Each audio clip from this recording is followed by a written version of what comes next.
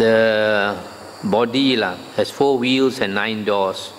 The 4 wheels are the 4 ways that we, our deportment, that means walking, standing, sitting, lying down. These 4 ways we conduct our body. These are the 4 wheels. And the 9 doors are the 9 openings. The 2 eyes, the 2 ears, the 2 nostrils, and 1 mouth, 1 genital, and 1 anus. So these 9 holes the body has. And the Devata says this body is filled up with greed, bound with greed, born from a bog. A bog is a wet, spongy ground, like a marsh. Then he says, how does one escape from it? How does one escape from this body? Because this body is full of greed, full of suffering. Then the Buddha said, having cut the thong and the strap. The thong is the halter or the rein, is the meaning is hatred. And the strap is a binding material. And the Buddha refers to other defilements. Other defilements. So having cut off evil desire and greed, having drawn out craving with its root. The root of craving is delusion. Thus one escapes from it. So that's the way to not to come back with the body. We have to cut the hatred and the other defilements, greed, and then drawn out the root of delusion. Then we don't come back into the body again. 1.30.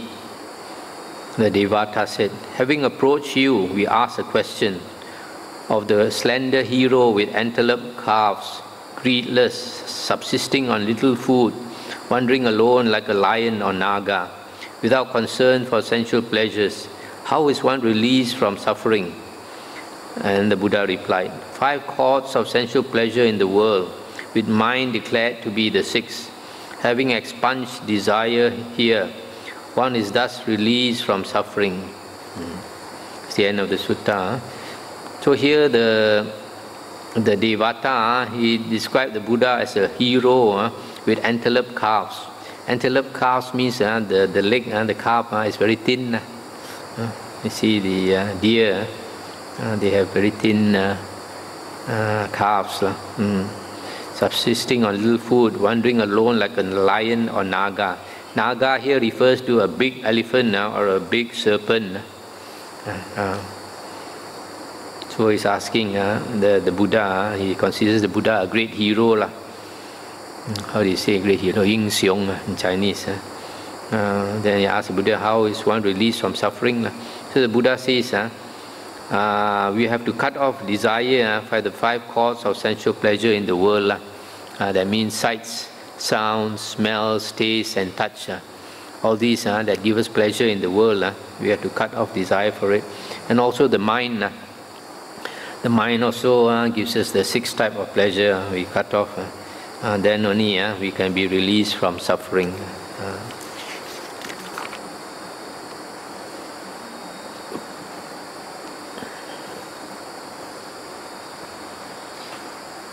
Now the next sutta is 1.32.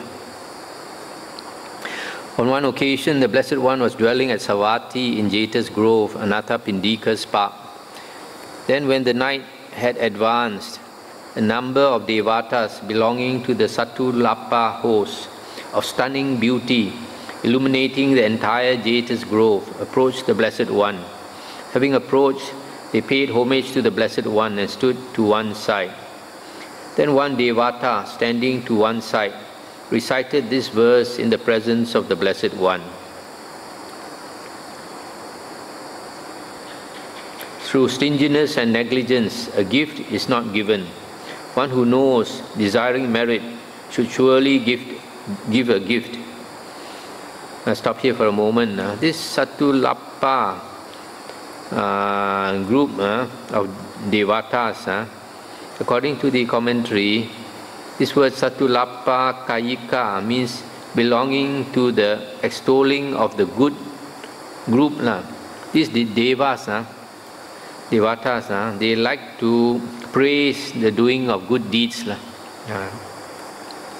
So the first one said, through stinginess and negligence, a gift is not given. One who knows, desiring merit, should surely give a gift. So he's saying, we should do dana, offerings, charity. Then another Devata recited these verses in the presence of the Blessed One. That which the miser fears when he does not give is the very danger that comes to the non-giver.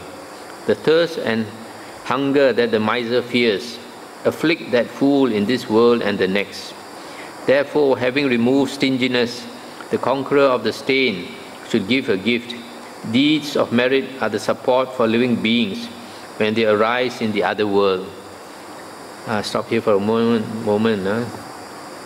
Here this second Devata is saying, that which the miser fears when he does not give is the hunger and thirst. He thinks if he gives, then he will be hungry and will be thirsty, he does not have. But the Devata says, this is the very danger that comes back to him. Just because he does not give, in the next rebirth, he will experience hunger and thirst. Therefore, he should do dana, the conqueror of the stain. The stain is the stain of stinginess. Then it says, deeds of merit are the support for living beings when they arise in the other world. When we are reborn, our karma is the one that supports us. In fact, every day of our life, karma is supporting us. If we lack, if we don't have sufficient karma right now, we will pass away and go down to the woeful pains of rebirth. It's just because our karma is still supporting us. That's why we continue to exist as human beings or as heavenly beings. Then another Devata recited these verses in the presence of the Blessed One. They do not die among the dead, who, like fellow travelers on the road, provide though they have but a little. This is an ancient principle. Some provide from the little they have. Others who are affluent don't like to give. An offering given from what little one has is worth 1,000 times its value. So here the Devata is saying that some people, they have very little but they still give. Whereas others who are affluent or rich, they are stingy. But when a person has little and he gives, that is worth 1,000 times the value. What he's saying, the merit when you give, when you have little, is great. Whereas a person who is very rich, say a multi-millionaire, if he gives 1,000 ringgit, is nothing to him. We Cantonese call sap soi.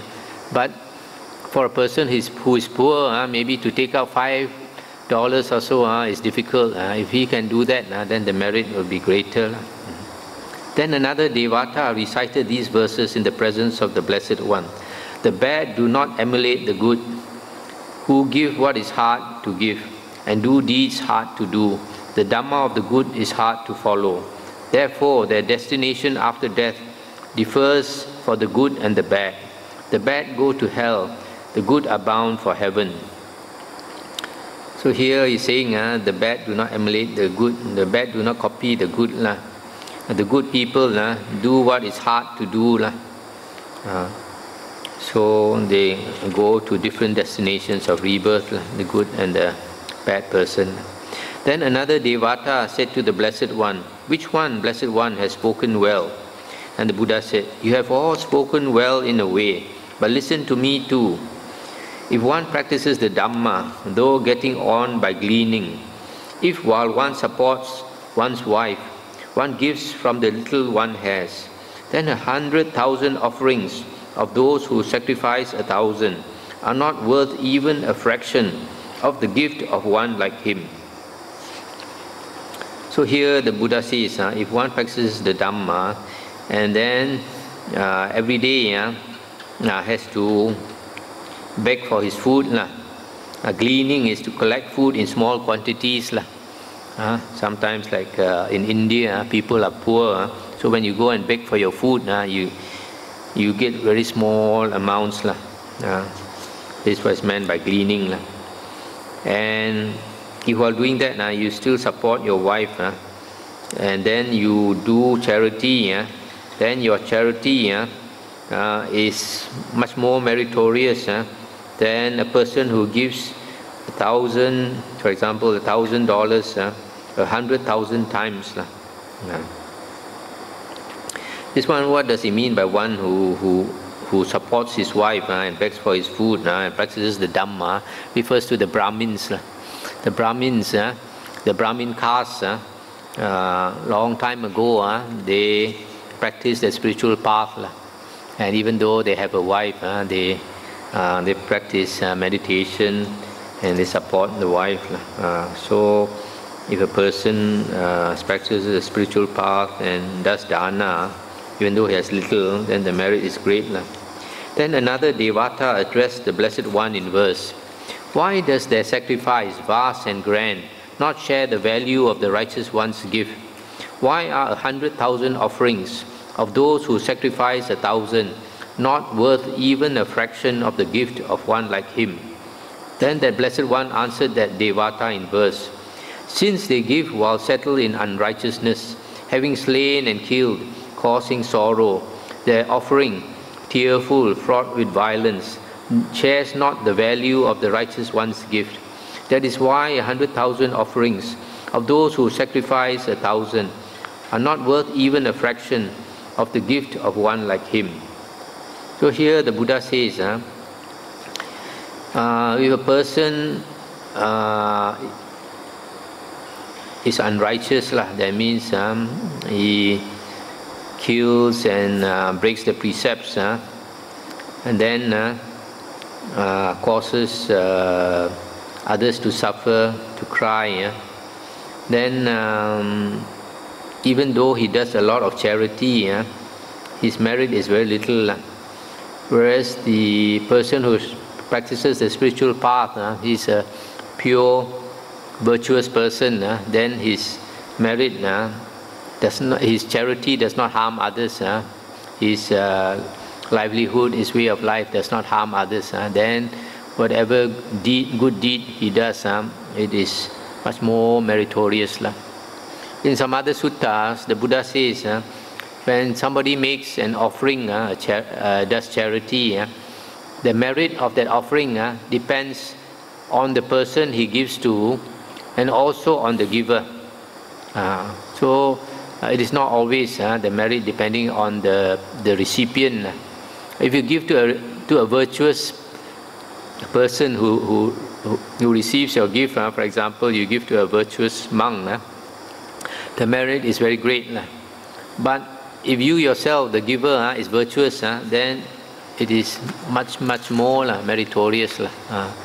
So in this case, the two persons who give, one is does a lot of unwholesome deeds, whereas the other one is virtuous, he does wholesome deeds. So the one who does wholesome deeds, his merit, the merit of the giver is much more. Now we come to the next sutta, 1.34. On one occasion, the Blessed One was dwelling at Savatthi in Jeta's Grove, Anathapindika's park. Then when the night had advanced, a number of Devatas belonging to the Satulapa host of stunning beauty, illuminating the entire Jeta's Grove, approached the Blessed One. Having approached, they paid homage to the Blessed One and stood to one side. Stop here for a moment. You see, quite often the sutta says that the Devatas are of stunning beauty. When you are reborn as a Deva or Devi, you are very beautiful and illuminating the entire Jeta's Grove. Their light is so powerful, it can shine. The whole monastery is lit up. And then when they paid homage to the Buddha, and then they stood to one side. This is the way of showing respect. Rather than sit down, they think they have to stand. It's more respectful. And that's why Buddhist countries also, you have different traditions. For example, In Sri Lanka, it seems when lay people approach the monk, they pay respect.